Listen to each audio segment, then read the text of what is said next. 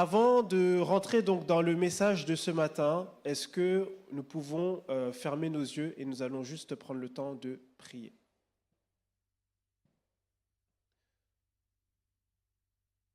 Père éternel, mon Dieu,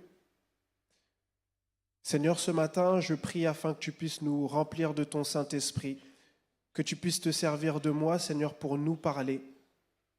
Et Seigneur, que ta volonté soit faite ce matin dans nos vies. Dans le nom de Jésus-Christ. Amen. Amen. Alors, ce matin, j'aimerais voir avec vous cette thématique qui est la suivante. C'est tout simplement une histoire de responsabilité. Une histoire de responsabilité. Est-ce que vous savez quelle est peut-être, à part le salut, l'un des plus grands cadeaux que Dieu nous a fait? Vous savez, à votre avis, c'est quoi? La vie, à part le salut. Le pardon, vous avez dit quoi? Le sacrifice. Alors, tout ça, c'est vrai que ce sont des jolis cadeaux, mais j'attendais une autre réponse. Un des plus gros cadeaux que Dieu nous ait fait, c'est tout simplement de nous laisser le libre arbitre. De nous laisser le libre arbitre, de nous laisser cette capacité à pouvoir choisir et à pouvoir décider de nos actions, de nos réactions et de ce que l'on fait dans notre vie. Vous êtes d'accord?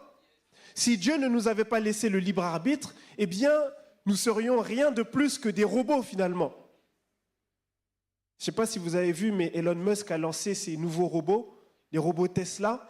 Finalement, si Dieu nous avait enlevé le libre arbitre, on ne serait pas différent de ces robots-là.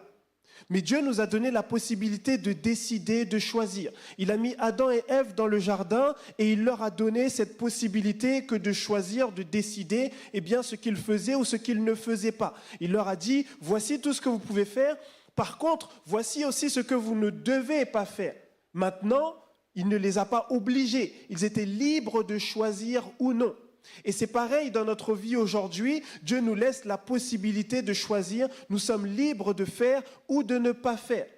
Maintenant, une chose qu'il faut comprendre, c'est qu'avec le libre arbitre vient ce qui s'appelle la responsabilité. Parce qu'à partir du moment où Dieu nous laisse le choix, eh bien il met également sur nous maintenant la responsabilité de ces choix-là. C'est pourquoi il nous dit, voici je mets devant vous la vie et la mort, mais choisissez la vie afin que vous puissiez vivre. C'est une responsabilité que d'avoir la liberté de choisir. Adam et Ève, ils étaient dans ce jardin, le serpent est venu, il les a tentés, les deux ont mangé de ce fruit, et tout de suite, qu'est-ce que Dieu a fait après? Dieu a appelé leur responsabilité. Il leur a demandé, Adam, pourquoi est-ce que tu as fait ça? Qu'est-ce que Adam a fait finalement? Il a rejeté tout de suite la faute sur Ève. On connaît l'histoire. Hein? Non, mais Seigneur, c'est pas moi, c'est la femme que tu m'as donnée. Et Ève de son côté, qu'est-ce qu'elle fait? Non, mais Seigneur, c'est pas moi également, c'est à cause du serpent. Et finalement, tout le monde rejette la faute sur l'autre. Tout le monde rejette la faute sur l'autre et personne n'assume la responsabilité de ses actions. Et aujourd'hui, c'est pareil dans notre vie. Il y a beaucoup de choses qui se produisent et nous aussi, au lieu d'en assumer les conséquences, eh bien, on rejette la faute sur les autres. Mais ce que le Seigneur a mis sur mon cœur, c'est de nous faire comprendre que finalement, dans toutes les situations qui sont dans notre vie, eh bien, nous avons toujours une part de responsabilité. Nous avons toujours une part de responsabilité. Le premier point, c'est le suivant. C'est que la responsabilité dépasse la simple notion de culpabilité. Compliqué comme phrase. La responsabilité dépasse la simple notion de culpabilité. Cela veut dire quoi? Cela veut dire que même si je ne suis pas fautif, je reste quand même responsable dans cette situation. Est-ce que quelqu'un me suit? Même si je ne suis pas fautif, je reste quand même responsable dans cette situation. Vous savez, lorsque je suis à l'école et que ça ne fonctionne pas, C'est facile de dire, oui, mais ce n'est pas ma faute à moi, c'est la faute des profs, c'est parce que mes profs sont nuls, c'est parce que mes profs ne me donnent pas les bonnes leçons, c'est parce que mes profs ceci, c'est parce que mes profs cela. Mais le Seigneur me fait comprendre que, mais dans tout ça, toi aussi, tu as ta part de responsabilité. Parce que même si les profs te donnent des cours qui sont nuls, mais toi, tu peux rentrer chez toi le soir et travailler. Toi, tu peux aller sur Internet et chercher aussi d'autres contenus. Toi, tu peux faire quelque chose pour changer cette situation. Mais si tu ne le fais pas, eh bien, tu es tenu aussi responsable pour ça. Vous savez, il y a quelqu'un qui me disait, oui, mais aujourd'hui, moi, j'ai le comportement que j'ai les habitudes que j'ai, je suis tel que je suis, parce que c'est l'éducation que m'ont donnée mes parents. C'est l'éducation que mes parents m'ont donnée. Mais sauf qu'aujourd'hui, tu as passé 35 ans, tu n'habites plus chez tes parents, tu n'as presque plus aucun lien avec eux. Tes parents ne sont plus responsables des habitudes et du comportement que tu as aujourd'hui. Aujourd'hui, tu dois prendre tes responsabilités. Tu dois prendre tes responsabilités. En tant que chrétiens, nous devons prendre nos responsabilités. Dans chacune des situations, nous devons regarder quelle est ma part dans cette situation et qu'est-ce que je peux faire pour améliorer cette situation. Même si je ne suis pas fautif, même si j'ai l'impression de subir cette situation, eh bien, qu'est-ce que moi je peux faire pour que cette situation aille au mieux? Vous voyez, dans le livre de Genèse, on lit l'histoire de Joseph. Joseph, c'est l'exemple parfait de celui qui a subi des situations dont il n'était pas fautif, mais qui malgré tout en a pris les pleines responsabilités.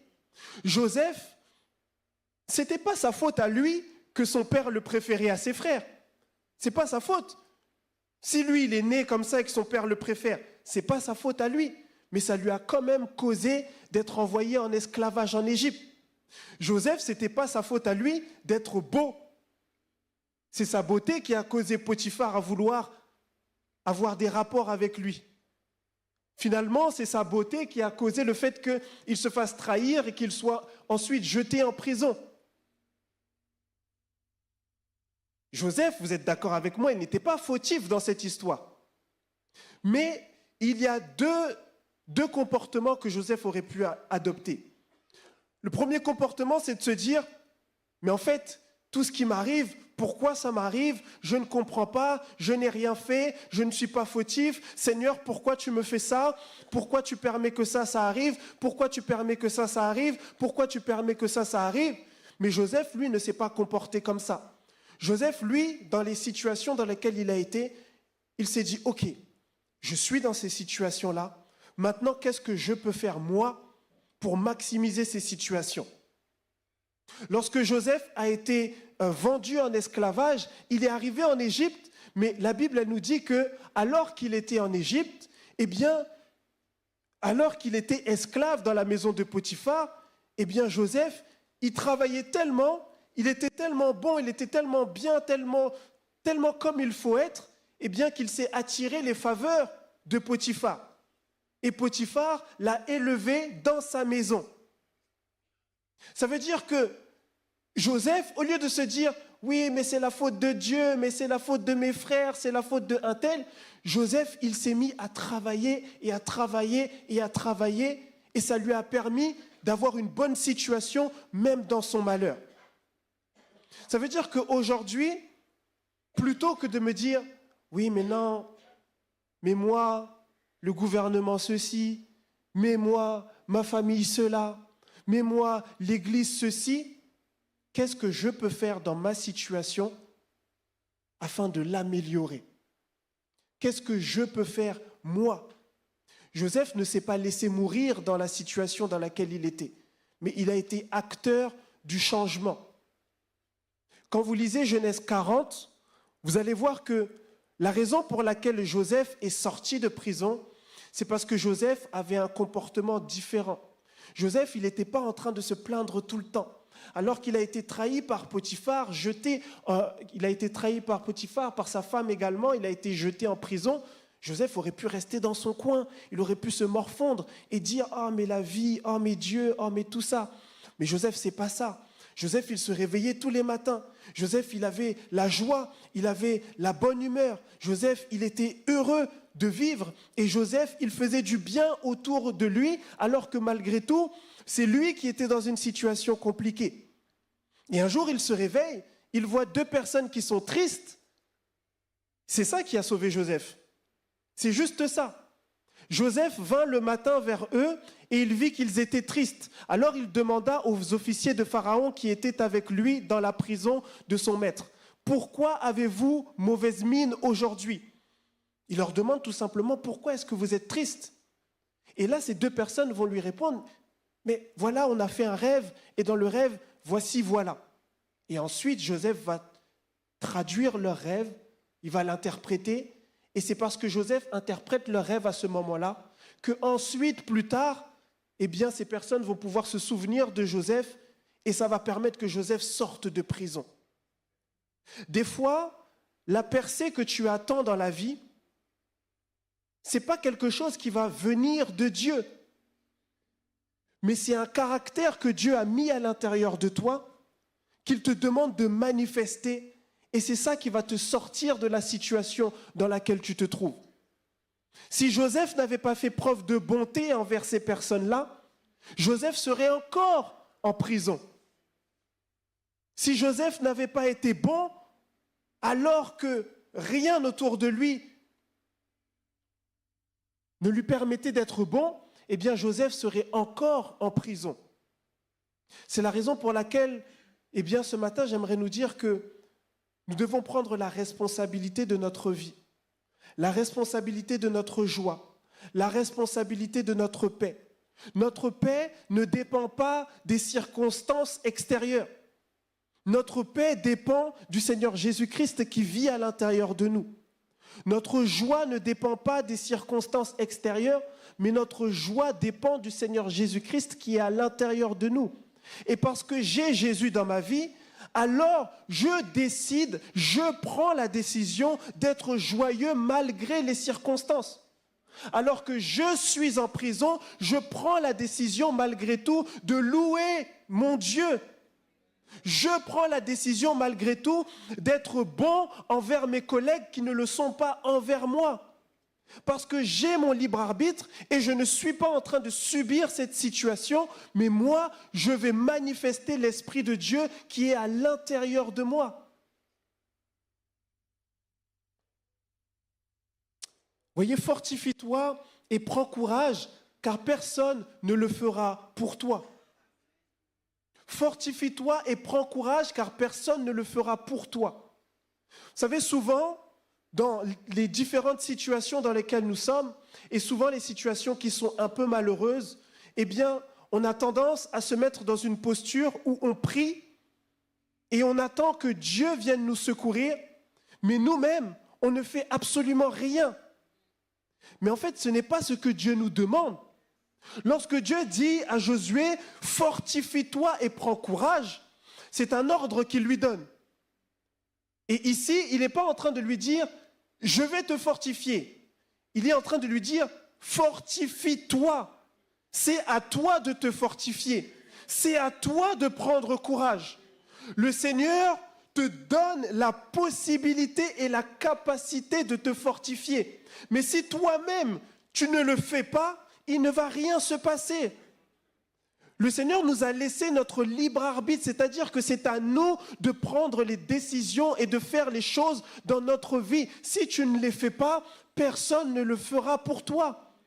Fortifie-toi et prends courage. C'est à toi de réaliser que dans la situation dans laquelle je suis aujourd'hui, j'ai besoin de me fortifier. C'est vrai qu'aujourd'hui, je suis en train de vivre une situation qui est compliquée, mais justement, je dois comprendre que parce que je suis dans une situation qui est compliquée, j'ai besoin de me rapprocher de Dieu. Et au contraire, ce n'est pas maintenant où je dois m'enfuir de sa présence. Souvent, lorsque nous affrontons des moments qui sont difficiles dans notre vie, c'est à ce moment-là que nous commençons à avoir des baisses de foi, à moins lire la parole de Dieu, à moins prier, à moins venir à l'église, à moins avoir cette relation avec Dieu. Mais au contraire, c'est lorsque tu es dans cette situation que tu as besoin de te fortifier et de prendre courage.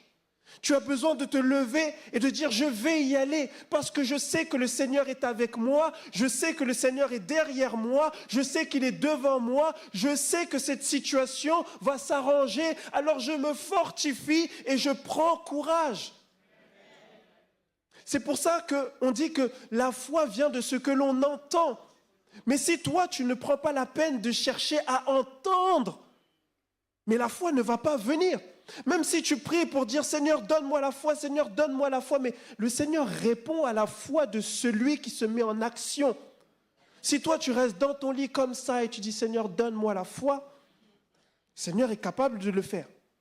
Mais ce n'est pas le process qu'il utilise. Il te demande de te mettre en action. Le Seigneur te guérit et il te dit mais lève-toi, marche. Il t'a déjà guéri, mais si tu ne te lèves pas, tu ne vas pas marcher. Et toi, tu peux passer toute ta vie en pensant que « mais moi, je n'ai pas la foi, mais moi, je ne marche pas, mais moi, le Seigneur n'a rien fait. » Mais le Seigneur te dit « mets-toi en marche et tu vas voir ce que j'ai fait dans ta vie. Mets-toi en marche et tu vas voir ce que moi, j'ai fait dans ta vie. Fortifie-toi et prends courage car personne ne le fera pour toi. » Je ne sais pas pourquoi nous, les chrétiens, nous sommes toujours en attente des autres. Et nous sommes toujours en attente de Dieu. Mais en fait, nous devons comprendre que Dieu, lui, il est en attente de nous. Dieu, lui, il est en attente de nous. Si ça ne dépendait que de Dieu, tout se ferait correctement tout le temps. Mais Dieu, il est en attente de nous. Vous savez, souvent, quand on prie, on dit, et on l'a fait tout à l'heure, hein, et nous avons dit, Seigneur, remplis-nous de ton esprit. Et je pense que tout le monde ici fait cette prière.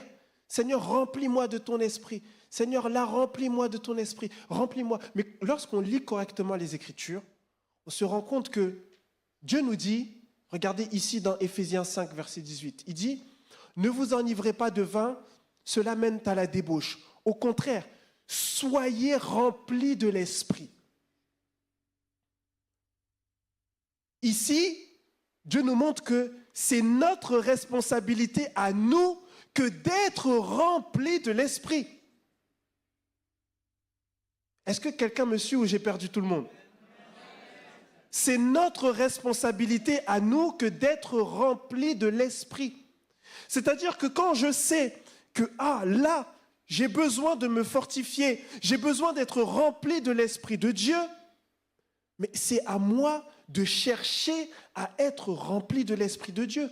Comment être rempli? Ici, l'apôtre Paul nous donne des pistes. Il nous dit, soyez au contraire remplis de l'Esprit. Dites-vous des psaumes, des hymnes, des cantiques spirituels. Chantez et célébrez de tout votre cœur des louanges du Seigneur. Remerciez constamment Dieu pour tout au nom du Seigneur Jésus-Christ. De quelle manière je peux être rempli de l'Esprit? Mais en passant peut-être des fois des temps de louange, des temps d'adoration, des temps des temps de prière où je remercie le Seigneur. Vous savez, des fois, lorsque je suis chez moi et que là, j'ai le sentiment que je ne suis pas en connexion avec le Seigneur, là, on n'y est pas. C'est-à-dire que je m'oblige moi-même parce que je sais que Dieu m'a donné le libre arbitre. Je m'oblige. Il y a des moments où je n'ai pas forcément envie, je ne le sens pas. C'est-à-dire que je n'ai pas ce truc à l'intérieur de moi qui me dit « Oui, Rolf, va louer, va adorer ». Non, je ne le sens pas. Mais je sais que j'en ai besoin. Et parce que je sais que j'en ai besoin, je me responsabilise et je me dis « Ok, je vais prendre tel temps où je vais me mettre dans l'adoration. Je vais me mettre dans l'adoration. » Et quand je rentre dans cette adoration, et à un moment donné, je me rends compte qu'il y a un truc qui change. Et là, je me dis, ah ouais, Seigneur, il s'est passé quelque chose. Mais c'est là où, en fait, c'est la différence quand on se responsabilise. Quand on est responsable, on ne fait pas les choses parce que On a envie de faire les choses. Quand on est responsable, on fait les choses parce qu'on sait qu'on doit faire les choses. Quand on part au travail le matin, en tout cas, gloire à Dieu pour ceux qui aiment leur travail à fond et qui tous les jours se lèvent en étant contents et en étant heureux d'aller travailler, et on bénit le Seigneur pour ces personnes-là. Mais je pense que ce n'est pas le cas de tout le monde. Tout le monde n'est pas toujours dans la joie le matin lorsqu'il part travailler. Mais malgré tout, on se réveille pour partir au travail. Pourquoi ?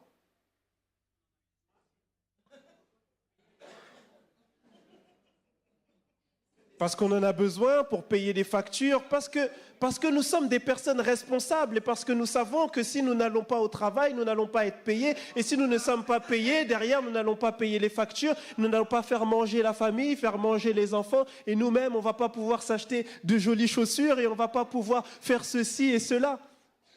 Vous comprenez ? Mais on est responsable. Mais en fait, pourquoi est-ce que nous sommes responsables dans notre vie de tous les jours ? Mais lorsqu'il en vient à notre foi, eh bien, nous ne sommes plus responsables. Maintenant, lorsqu'il s'agit de notre foi, nous laissons tout aux sentiments et aux émotions. J'ai envie de, oui, mais là, je ne ressens pas de. Mais non, il y a des moments où tu ne vas rien ressentir, mais tu dois le faire parce que tu sais que ton âme en a besoin. Tu sais que là, je suis dans une pente où je suis en perte de foi, j'en ai besoin.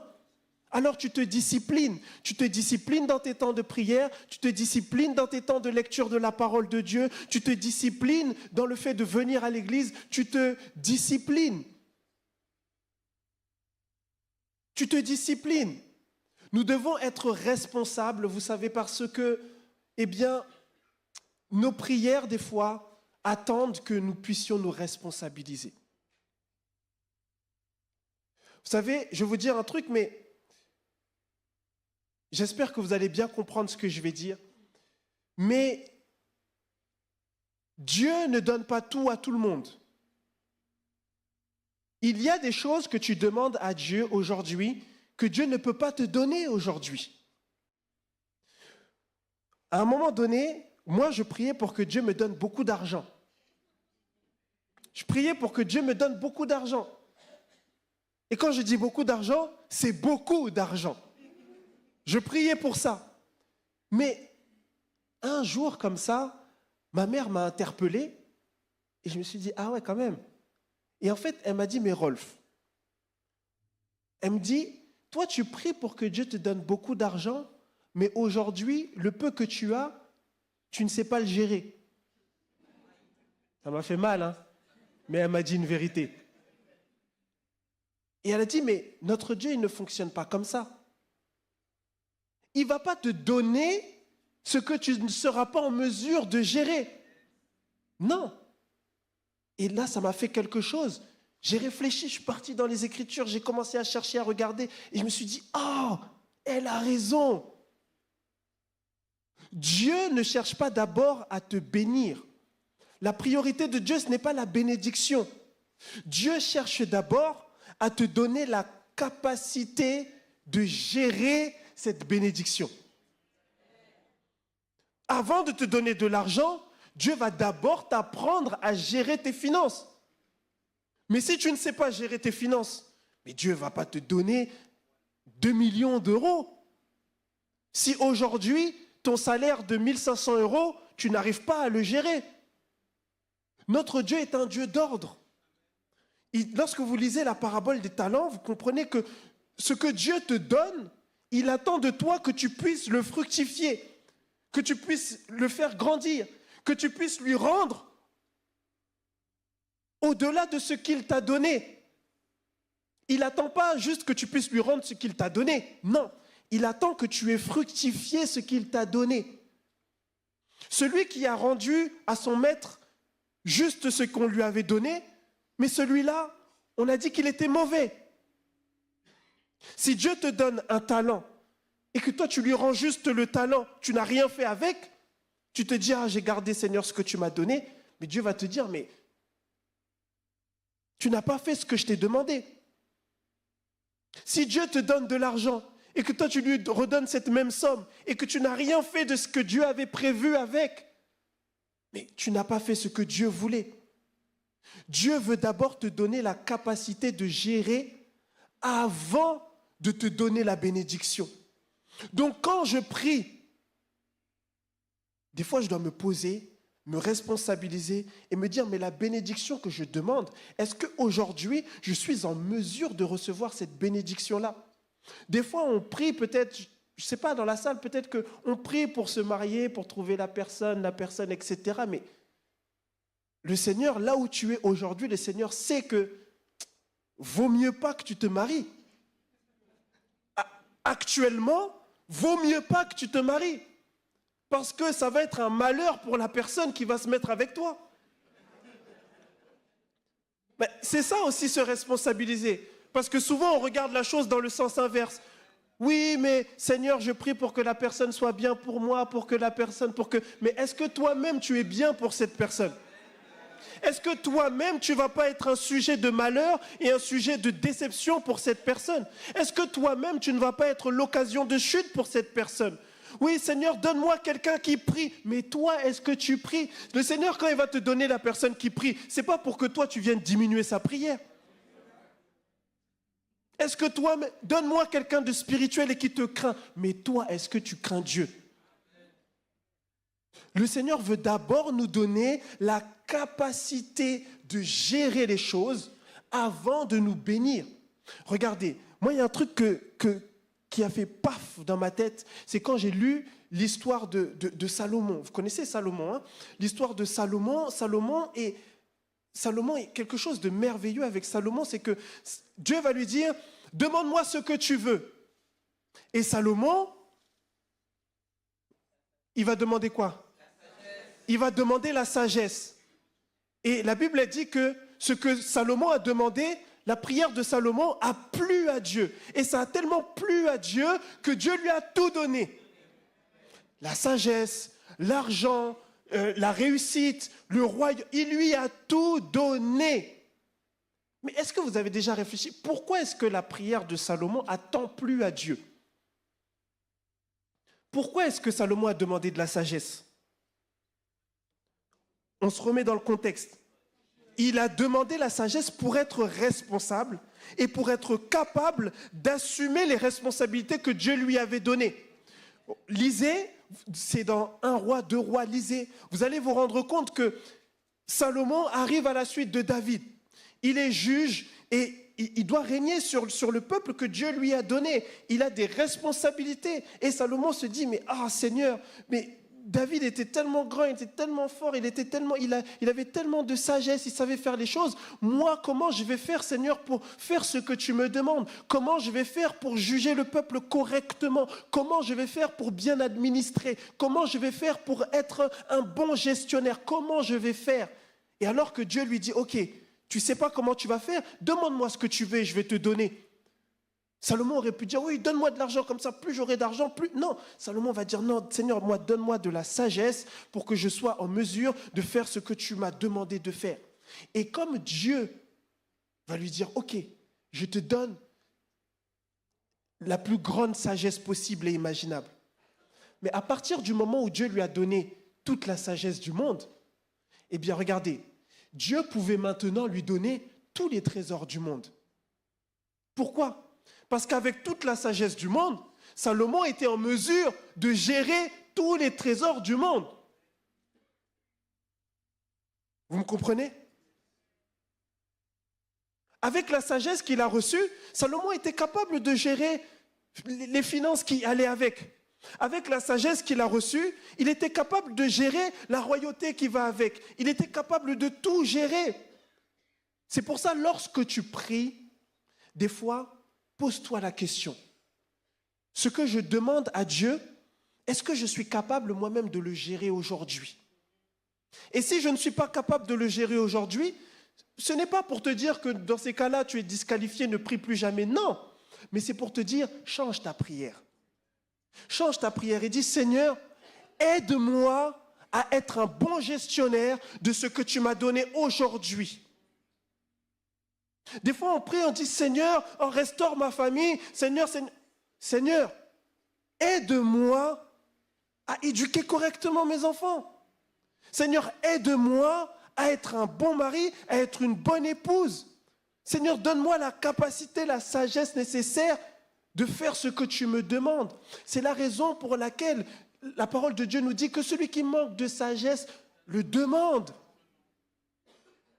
Parce que Dieu, lorsque tu pries, il ne va pas te donner quelque chose que tu n'es pas en mesure de gérer. S'il sait que le comportement que tu as aujourd'hui, à la seconde même où il va faire tomber 10 000 euros entre tes mains, tu vas quitter l'église. C'est vrai. On rigole, mais je dis il y a des gens. Mais en tout cas, peut-être même que c'est moi. Que le Seigneur me garde. Mais en tout cas, il y a des personnes, très honnêtement, si le Seigneur fait l'erreur de mettre même ne serait-ce que 5 000 euros entre leurs mains, c'est fini. C'est fini. Mais la priorité du Seigneur, c'est pas que tu deviennes riche. La priorité du Seigneur, c'est ta vie éternelle. Alors s'il doit t'empêcher de toucher cette richesse, il va t'empêcher. Alors la bonne prière pour toi, c'est Seigneur, tu vois mon cœur avare. Tu vois mon cœur. Seigneur, aide-moi à changer, Seigneur, ça.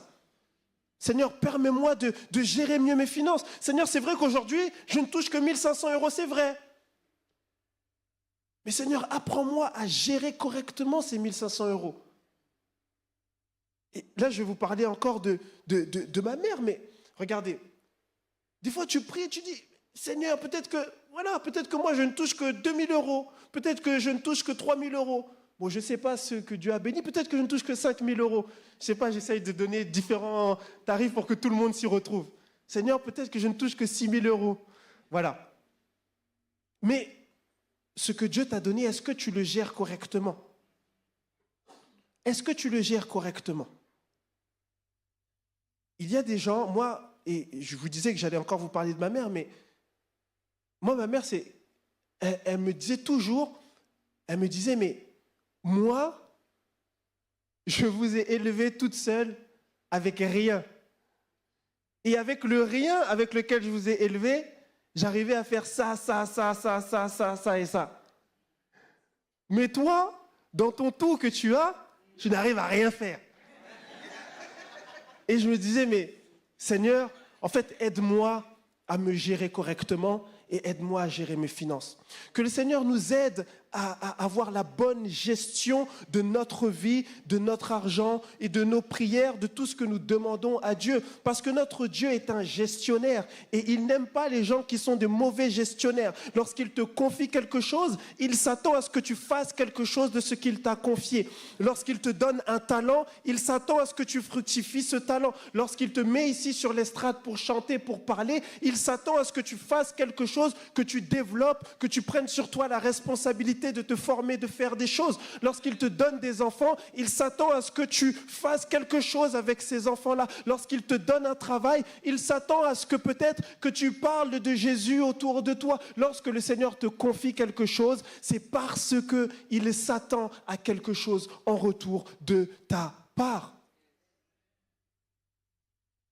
Et on va terminer là-dessus, mais je suis le seul responsable de ma vie spirituelle. Je suis le seul responsable de ma vie spirituelle. J'aimerais nous arrêter tout de suite, mais le pasteur n'est pas responsable de ta vie spirituelle. L'Église n'est pas responsable de ta vie spirituelle. Ne soyons pas de ceux qui vont d'église en église, de pasteur en pasteur, d'assemblée en assemblée, parce que, oui, mais moi je ne grandis pas spirituellement parce que mon pasteur ne prêche pas bien. Et s'il ne prêche pas bien, va sur YouTube, il y en a combien des prédications? Trouve-toi un pasteur qui prêche bien et grandit spirituellement si c'est ton seul problème. Oui, mais moi je ne prêche pas bien, mais moi je ne suis pas comme ci, comme ça, parce que dans l'église, Mais quand on va arriver devant le Seigneur Jésus-Christ, on sera seul devant lui. Il n'y aura pas d'histoire de pasteur, il n'y aura pas d'histoire d'église, il n'y aura pas d'histoire de bâtiment, il n'y aura pas d'histoire de famille, il n'y aura pas d'histoire de ma cousine, mon cousin, celui qui m'a mal parlé. Oui, mais en 2006, il y a un frère qui m'avait dit que... Mais non, c'est toi devant le Seigneur, tu prends la responsabilité de ta vie. Tu prends la responsabilité de tes actions. Peut-être qu'il t'a mal parlé, ce frère-là, d'accord.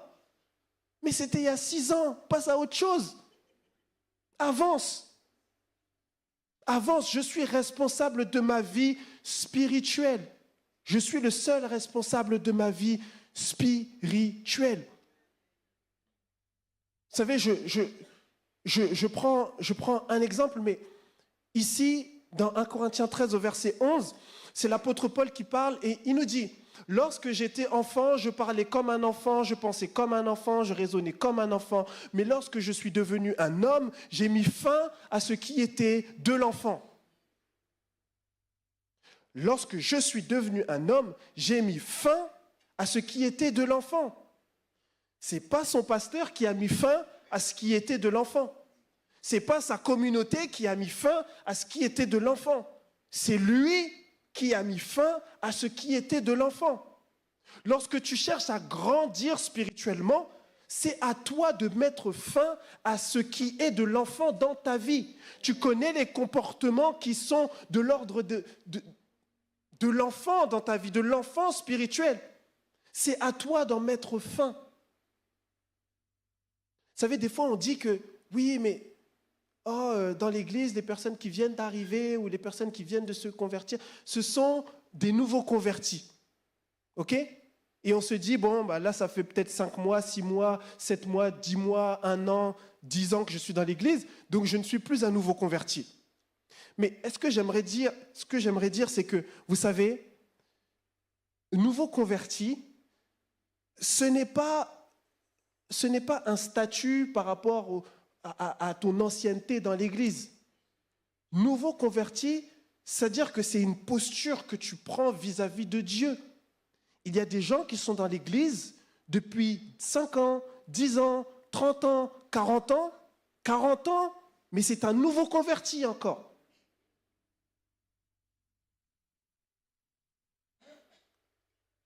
Je suis dans l'église peut-être depuis 30 ans, mais je suis encore un nouveau converti. Pourquoi ? Parce que je n'ai pas mis fin à ce qui était de l'enfant à l'intérieur de moi. Dit bibliquement, dit spirituellement, je n'ai pas mis à mort le vieil homme. J'aime le Seigneur, j'aime Jésus, j'aime l'Église, je lis ma Bible, je fais tout, mais je n'ai pas mis un terme à ma vie passée. Je n'ai pas mis un terme à mes anciennes habitudes. Et c'est ça que le Seigneur nous demande de faire, de mettre fin. Et personne ne va mettre fin à ta place. C'est à toi de le faire. C'est à toi de le faire. Le pasteur peut te prêcher tout l'évangile possible et imaginable.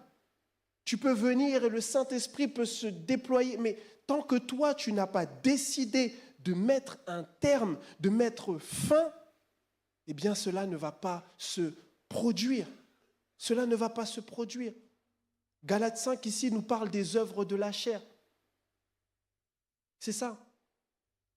Peut-être que ça fait peut-être 10 ans que tu es à l'église, mais les 10 ans que tu es à l'église, tu n'as pas encore, je dis bien pas encore, parce que tu vas le faire par la grâce de Dieu.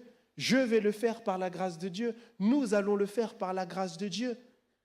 Peut-être que nous n'avons pas encore mis un terme à tout ce qui est de l'impudicité dans notre vie, à tout ce qui est de l'idolâtrie dans notre vie, à tout ce qui est peut-être des querelles dans notre vie. Ça fait, ok, peut-être 20 ans que je suis dans l'église, mais ça fait 20 ans que je suis dans l'église à provoquer des querelles à droite, à gauche avec tout le monde. Je suis un nouveau converti. Ça fait peut-être 15 ans que je suis dans l'église, mais 15 ans que je sème la division partout, et 15 ans que je suis dans les disputes avec tout le monde, et 15 ans qu'on ne peut rien me dire parce que dès qu'on me dit quelque chose, et puis là, c'est la catastrophe. Je n'ai pas de maîtrise de moi-même, et tout de suite, je rentre n'importe qui où je peux rentrer.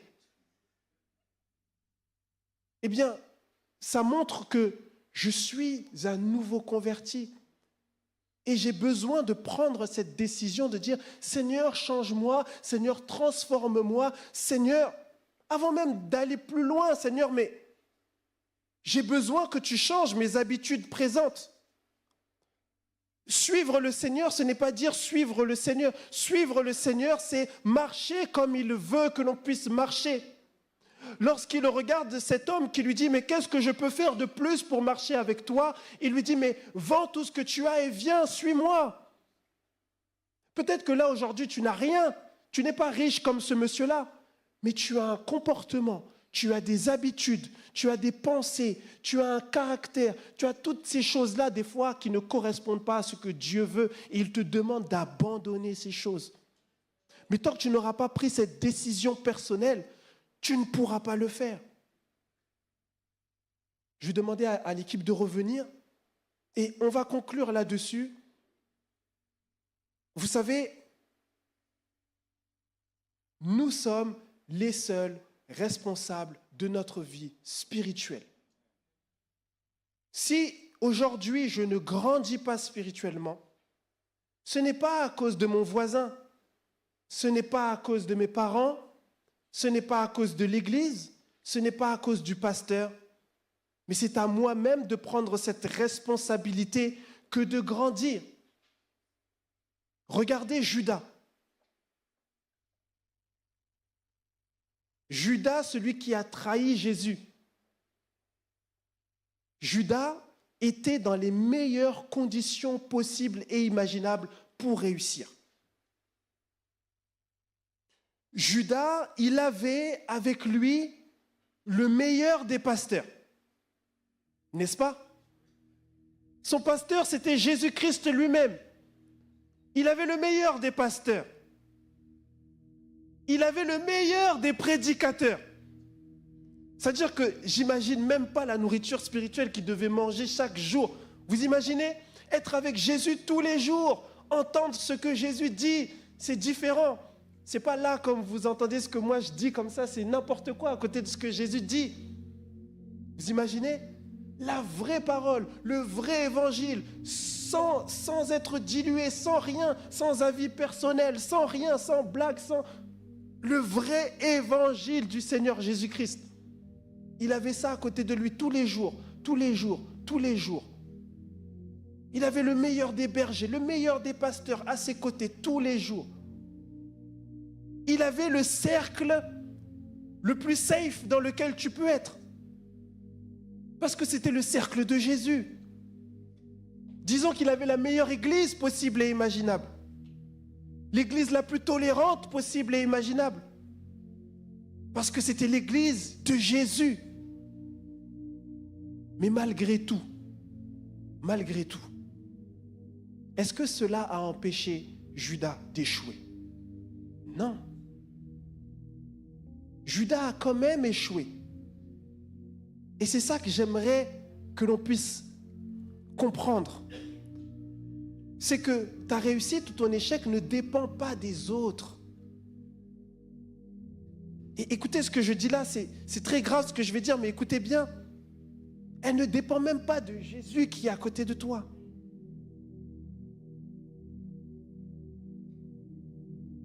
Mais elle dépend de toi-même. Dieu t'a donné le libre arbitre. C'est à toi de réfléchir à ta propre vie. C'est à toi de prendre la responsabilité de ta propre vie.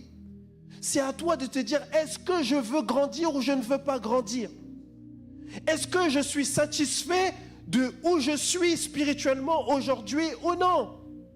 Est-ce que je pense que je peux progresser ou non? Est-ce que je veux avancer ou non? Est-ce que je veux aller plus loin ou non? Est-ce que je veux connaître davantage le Seigneur Jésus ou non?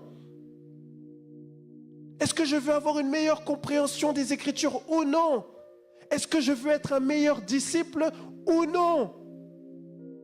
Et quand on se responsabilise de la sorte, eh bien on se rend compte que mince, même si ça fait 10 ans, 20 ans, 30 ans, 40 ans, 50 ans, 60 ans que je suis dans l'église, en fait, je ne suis pas arrivé. Et en fait, je suis loin d'être arrivé. Et Seigneur, j'ai besoin de toi. Et quand on se responsabilise, on réalise à quel point on est loin du Seigneur Jésus et à quel point on a besoin de lui. Mais pour ça, il faut que nous puissions prendre nos responsabilités. Judas n'a pas pris ses responsabilités. Il savait qu'il avait un problème avec l'argent. Il n'a pas pris ses responsabilités. Il n'a pas cherché à traiter ce problème. Il n'a pas cherché à ouvrir les yeux sur ce problème. Il n'a pas cherché à parler de ce problème. Mais il l'a gardé et il a laissé ce problème monter, monter, monter, monter, monter, monter, monter, jusqu'au jour où il a commis l'irréparable. Je ne sais pas ce qu'il y a à l'intérieur de toi, que tu réalises que cette chose monte, monte, monte, monte, monte. Mais ce matin, c'est le moment de prendre tes responsabilités et de dire stop à cette chose. Est-ce que nous pouvons nous tenir debout dans la présence de Dieu?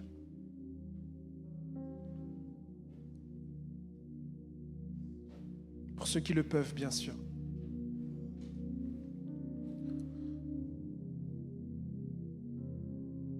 Et nous allons élever notre voix. Nous allons élever notre voix et nous allons dire, Seigneur, je réalise ce matin que ma vie, que ma croissance spirituelle n'est pas entre les mains de quelqu'un d'autre, mais c'est ma responsabilité à moi, Seigneur. Alors je ne veux plus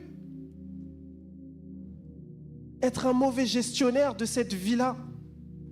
Mais Seigneur, je veux que tu m'aides, je veux que tu me donnes la capacité, je veux que tu me donnes la sagesse de gérer correctement ma vie et ma vie spirituelle. Seigneur, j'ai besoin d'aide, j'ai besoin que tu me remplisses de ton Saint-Esprit alors que je te recherche. Est-ce que chacun peut élever la voix pour lui-même et prendre sa responsabilité devant le Seigneur? Si tu sais qu'il y a un comportement, un caractère, quelque chose que tu fais qui n'est pas en accord avec le Seigneur, demande à Dieu de l'aide. Demande-lui de t'aider. Ne t'occupe pas de ce que fait la personne de droite. Ne t'occupe pas de ce que dit la personne de gauche.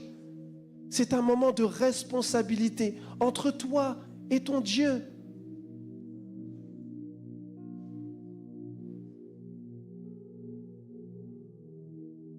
C'est toi seul qui devras rendre des comptes à Dieu. Le Seigneur est prêt à t'aider, mais il ne t'aidera que si tu lui demandes de l'aide. Il ne t'aidera que si tu lui demandes de l'aide. Père éternel, mon Dieu, merci. Merci pour cette parole, Seigneur, que tu as déposée dans notre cœur à tous. Merci, Seigneur, parce que tu es un Dieu bon. Tu es un Dieu, Seigneur, qui nous révèle, Seigneur Dieu, la profondeur, Seigneur, de ta personne. Merci, Seigneur mon Dieu, parce que tu ne nous abandonnes pas, tu ne nous laisses pas. Seigneur, tu nous donnes toutes les cartes pour que nous puissions grandir, pour que nous puissions nous développer et pour que nous puissions être comme toi, Seigneur Jésus. Je prie afin, Seigneur, que tu puisses, Seigneur, nous aider, Seigneur, à nous responsabiliser, à prendre conscience, Seigneur, que notre vie ne dépend pas des gens autour de nous, ne dépend pas des circonstances, mais elle dépend de nous-mêmes, Seigneur. Merci, Seigneur, de ce que, Seigneur, toi qui dis dans ta parole que tu mets à l'intérieur de nous le vouloir et le faire, mets à l'intérieur de mes frères, Seigneur, le vouloir et le faire, de grandir dans leur vie, de grandir dans leur vie spirituelle, de prendre leurs responsabilités, de se fortifier, de prendre courage, d'affronter, Seigneur, les épreuves que tu mets devant nous. Merci, Père éternel, parce que tu ne nous laisses pas faire tout ça seul, mais Seigneur, tu nous accompagnes. Seigneur, ce matin, nous t'ouvrons la porte de notre cœur afin que tu puisses rentrer et toi-même, Seigneur mon Dieu, faire le ménage à l'intérieur de nos vies. Que ton nom soit glorifié. Merci pour ton Saint-Esprit et merci, Seigneur Dieu, pour cette révélation que tu nous donnes. Dans le nom de Jésus-Christ. Amen.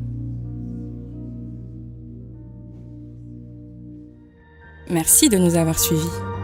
Si tu as apprécié être avec nous, n'oublie pas de liker et de partager sur les réseaux. Nous proposons chaque dimanche 2 célébrations. Viens nous rejoindre, nous serons heureux de t'accueillir. À la Pépinière, tous les âges sont représentés. Viens booster ta foi au contact de ta génération. Besoin d'un rendez-vous ? Nos pasteurs se tiennent à ta disposition. N'hésite pas à les contacter. Si tu as des questions sur la foi ou sur la Bible, tu peux en discuter avec notre équipe pastorale. Inscris-toi dès maintenant. Tu peux suivre nos prédications, posts et actualités sur les réseaux. N'oublie pas de visiter notre site internet. Tu veux t'intégrer et nous connaître un peu plus ? Télécharge dès maintenant notre application et reste connecté. À bientôt, à la Pépinière.